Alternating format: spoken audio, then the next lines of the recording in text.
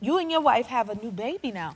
Because the last time you were here, was the baby just born? The baby was just born, and believe it or not, he just turned a year old. Wow. Yeah, already. How is he doing? Like, what is he into? I mean, he's amazing, and he's getting into everything. He's running around, crawling, running, throwing things, opening cabinets and drawers. He loves pulling hair, if you can't tell.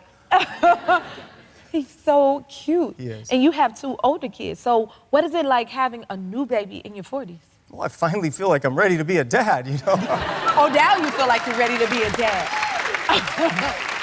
You know, it's a different experience. You know, when I was in my 20s, when I had my daughter, I was young, I was building my business, I was overwhelmed, I was stressed out. And you know, today I'm a little more established, I'm a little older, I'm a little wiser, so it's a different experience, and I'm really enjoying it. That's beautiful. Yeah. Because now you can really embrace it and take it in. And then, are your other 2 children helpful with the baby? Well, my daughter is definitely helpful. My son, we're getting there. You're getting there? He Not loves so much. He loves to play with his brother. He'll play with his brother all day long, but helping, that's questionable. Okay. And then, see, I'm a basketball mom. What sports are your kids into? Oh, basketball, Mom, I love that. I could play some ball, too. Yeah, so my son is his first season in basketball, and it's his favorite sport. Oh, really? But he does jiu-jitsu, basketball, and soccer. And then my daughter, Taylor, is just a super athlete. So she's just incredible at soccer and volleyball. What do you think your baby is going to be into? Yeah, well, you know, he's long and lean and lanky like Mom and Dad with real long arms. So I'm thinking baseball. Oh, 'Cause baseball. I loved baseball. Baseball was my sport. Are you already, like, teaching them little things? Yeah, believe it or not, Playing yeah. catch? Yeah, no, we're playing catch already, yeah. Oh. Yeah. Okay, that's good. Okay, one day you may have to show us some of your skills. What you think about that? Don't get shy on me now. I'm okay. in. Where's the baseball? Uh-oh. Oh, you ready.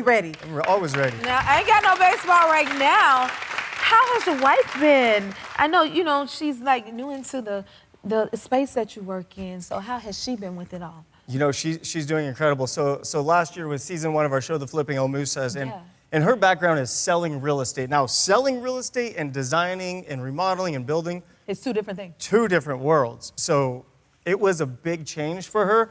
But now, you know, we're season 2. She's done about 20 houses now. So, you know, she just tells me what to do now. Oh, she's telling you what to do now. Well, yeah, of course. Yeah. So she's clearly the boss at work. So she's caught on really well. Flip your life. Tell us about that. Yeah. Oh, flip your life. You know, it's my story.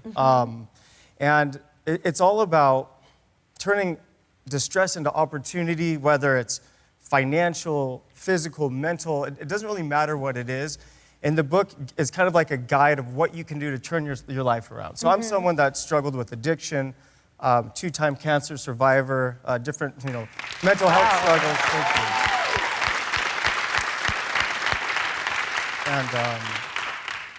And I just learned through all the pain that we go through in our lives, the only way to make it better is to get to work on a better future. So the book lays out a foundation and a plan on what someone can do to really turn their life around and start living that life they always wanted. I love how you're using your story to inspire others. Yeah, you know, that's what I tell people. Like, my big thing is I tell people I'm just a regular guy who did some really cool things, right? Yeah. Which shows that anything's possible. If I can do it, anybody can do it, right? That's how I see it.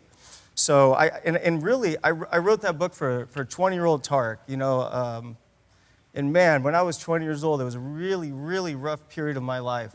And if I had this book when I was 20, it would have helped me a lot. Wow, and it's going to help so many other 20-year-olds or people who are in that space of life. Absolutely. So that's going to be a blessing to many. Can you tell me, how did you get into real estate? That's a good question. So anybody have Cutco kitchen knives? Oh, I know. I think we all do. So I used to sell Cutco kitchen knives. Really? And this was back in like 2002, and there was no technology, so I had all my leads in a sales book. I lost my sales book. So I essentially put myself out of business. And I was at a Washington Mutual ATM in the city of Cerritos, California. I'm looking at the machine that's laughing at me, and I had what I like to call a defining moment. And for me, a defining moment is one single impactful moment in your life that changes the direction of your life. So in that moment, I said, man, what am I gonna do? I threw my head back and I looked, and there was a crooked sign flapping in the wind. It said, Wise Old Owl Real Estate School. So then I thought to myself, if I can sell knives I could probably sell houses. So I walked across the parking lot and I got started. Oh my goodness, so you went from knives to houses, and now look at where you are. Yeah, that was it. Wow, so television changed your life, and it also saved your life.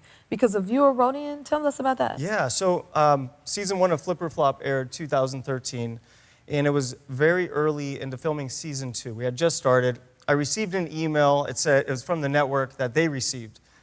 All it said was, I'm a registered nurse. I noticed a lump on Tarek's neck. He should get it checked out. Now, I had gone to my normal doctor multiple times because I was always clearing my throat and I felt pressure in my neck. And they gave me allergy medicine and nose sprays, but they never did an ultrasound or biopsy or gave me a referral. So once I got that email, I was scared. I was like, okay, I'm gonna go to a different doctor. So they did a biopsy, came back as atypical, meaning it could or could not be cancer. They didn't know. So then I went for exploratory surgery, supposed to be an hour. I woke up 5 hours later, and the first thing I saw was, my ex-wife Christina looking down on me crying, and the first thing I said was, I have cancer, don't I? And she said yes. And I found out I had cancer after they removed it when I woke up from the surgery.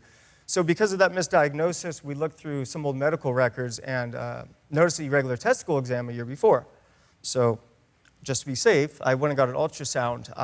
20 minutes later, I found out I had testicular cancer. So it was thyroid cancer 1 week, testicular cancer shortly after, and I really thought that was it for me. And I got a call from the network. They said, we understand, the show's done. Da, da. And I said, this is not done. You're going to film me rolling into those surgeries. And yeah. And you're still here. And I'm still here. And it's just incredible what we can do when we put our mind to work. Right. Mind over matter. And Yeah. you've done exactly that. And in your book, you open up about your struggles after your divorce. Like, why did you want to be so honest about everything? I felt like I had to be honest, and the only way to tell the real story is to tell the whole truth and nothing but the truth, right? And it was just my time to just share what I went through. In a lot of ways, it was an apology to my family, to my ex-wife, to my children, to my mom, to my dad, kind of to everybody. Because when you're going through multiple cancers back to back, and your hormones are off, and you're in surgeries, and you have no thyroid, you do things you normally wouldn't do. Not that it's an excuse, but I wasn't the best guy during those years. You've been through a lot. Yeah, it was tough. It was real tough. Yeah. I'm glad you can. But you know what? What really broke me, honestly, was my divorce. That was exponentially more difficult than every issue in my entire life put together, and somehow I got through it. You got through it. Yeah. And it's been changing for you. New season of the show, the Flipping El Moussas. Tell us about season 2. Oh my God, season 2, you guys, I promise you, is off the hook, hands down.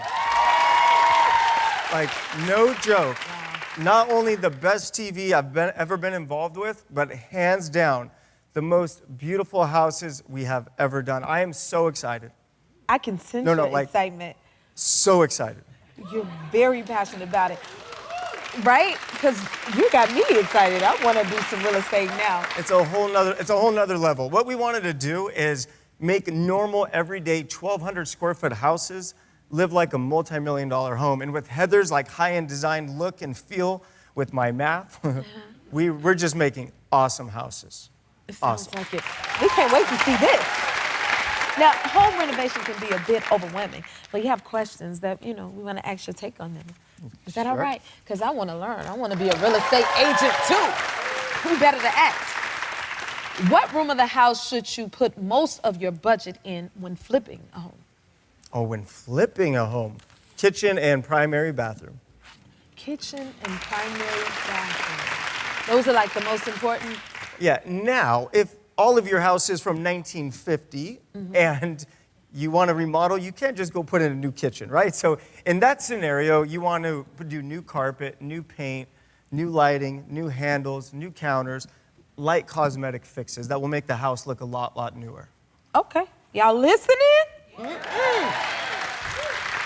How firm should you be on your makeover budget? Well, if it's my wife, there is no budget. Uh-oh. It all depends on how much you want to spend. But here's the truth. If you don't have a budget, you're going to spend way more than you want to. If you have a budget, you're still going to spend more than you want to, but it'll be a little more controlled. So I think it's important to identify your budget and try to stick with it.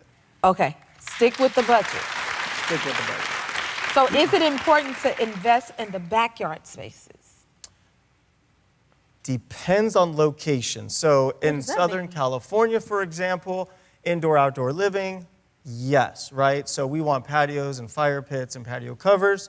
In other markets around the country, outdoor living isn't as important, so no. Yeah, okay, that's a very good note. What's the best time of the year to start looking for a home? Well, that's a good question. So you're probably going to get the best deals during November, December, January. November, December, January. But Taking notes. Okay. you're going to have more options to choose from later spring and summer. So it's a mixed bag, right? So you might get a better deal in November, December, but you have less houses to choose from. Or you buy in the summer, you get a house that you really want, but you might pay more. Okay. How do you find houses to flip? Wow, so many different ways, The free way is how most people start. It is picking up the phone, calling people that own houses, ask if they want to sell, calling real estate agents, ask if they have any distressed deals, sending text messages, sending emails, driving for dollars. You're driving in a neighborhood, you see a house that needs work, you get out of your car, you knock on the door. Now, once you've done that and you've made some money, you can invest into marketing. So then there's print marketing, there's digital marketing, TV marketing, podcast, radio. There's so many different ways to generate opportunities. We got a lot of work to do if we're going to do this, y'all. Let's Okay. go. I'm really listening. Let me get into this thing. Oh my God, with your brand, you can get so many sellers calling you to sell their house, you think I'm kidding. Okay, I'm taking notes from you. You know what? I got you a little gift for you and your son. Can I give it to you? Yes. Okay, so y'all can get ready for the baseball field. Oh, look at that. I love it. I love it. Chain I love train, all yo, that champ. you do. Okay, thank you for being here. Will you Yeah, come back thank and you see so us? much. I appreciate you. If you like this video, smash that like button and subscribe to the Jennifer Hudson Show YouTube channel. Check your local listings or visit jenniferhudsonshow.com to see when you can watch full episodes in your area. And don't forget to sign up for the newsletter.